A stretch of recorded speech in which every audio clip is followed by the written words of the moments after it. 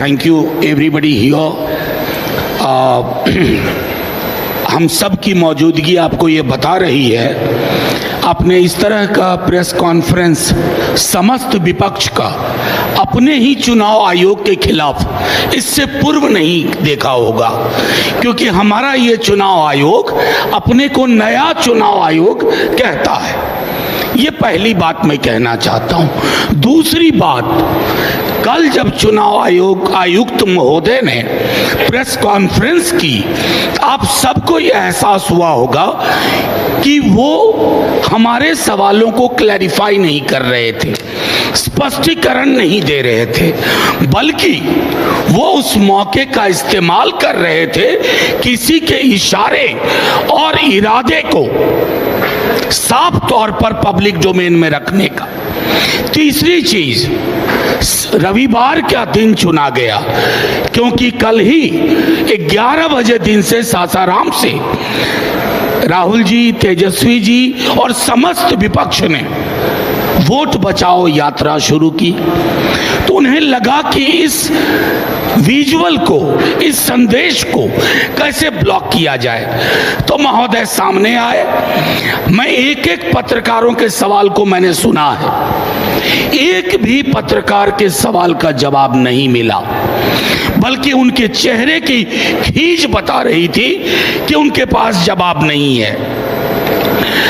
मैं कम से कम आप लोग बधाई के पात्र हैं कि आप लोगों को मिसलीडिंग का तमगा नहीं मिला, नहीं तो अब तक चुनाव आयोग हर आपत्ति, हर शिकायत के बदले ये कहता था मिसलीडिंग।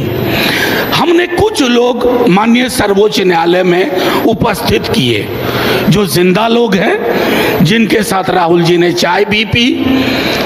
अब उसके लिए अगर कोई सरकाज़म में लिखे तो लिख सकता है a great T with ghost, भूतों के साथ चाय एक शाम।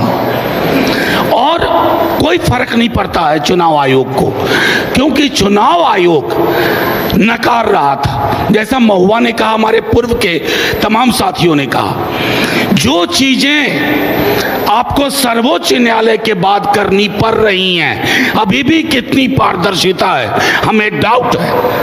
हम तो आपके पास सबसे पहले गए थे, चुनाव आयोग के पास गए थे, हमने दरखास्त की थी। आज कहना नहीं चाहता आपका व्यवहार क्या था। आप में से अधिकांश लोगों के साथ बाइट में हमने बाहर कहा कि मीटिंग सौहार्दपूर्ण नहीं थी, आप सुनना नहीं चाह रहे थे। आपको किसी ने कह दिया था ये फैसला लो, चाहे इससे कितनों भी फासला हो लोकतंत्र का। वो तो भला हो कि पिटिशनर पहुंचे सर्वोच्च न्यायालय आपके नकारने के बाद, और तीसरे हियरिंग में माननीय सर्वोच्च न्यायालय ने एक दिशा दी। 2 बार पहले भी आपसे कहा आधार को इंक्लूजन के लिए, चूंकि उसका सैचुरेशन 86-87% है बिहार में, आप इस्तेमाल करो, आपने नहीं किया। अब संभवतः आप करेंगे। मैं संभवतः इसलिए कह रहा हूं क्योंकि हम ग्राउंड रिपोर्ट का इंतजार कर रहे हैं, एक एक ग्राउंड रिपोर्ट का। ये हठ धर्मिता, ये अहंकार हमने चुनाव आयोग के पर्सोना में नहीं देखा था। हमारी आपत्तियां, चाहे राहुल जी हों, तेजस्वी जी हों, अखिलेश जी हों, या मंच पे बैठे कोई लोग हों, दिल्ली का मामला हो, महाराष्ट्र का हो, हरियाणा का हो, हमारी शिकायत इसी किताब की ताकत से आती है। ये भारत का संविधान है। कल माननीय मुख्य चुनाव आयुक्त कह रहे थे कि हमसे सवाल पूछ रहे हैं, संविधान पे सवाल उठा रहे हैं। महोदय, आप संविधान के पर्यायवाची नहीं है, आप जन्मे हैं संविधान से।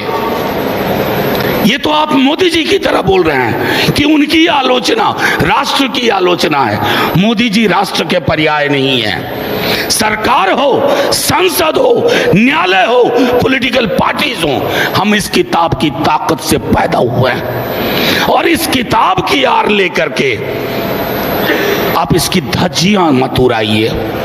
मैं तमाम अपने साथियों के माध्यम से एक ही बात कहूंगा, this book is for protection safeguard. It cannot be a shield for your defiance of constitutional propriety and morality. That is what you are doing.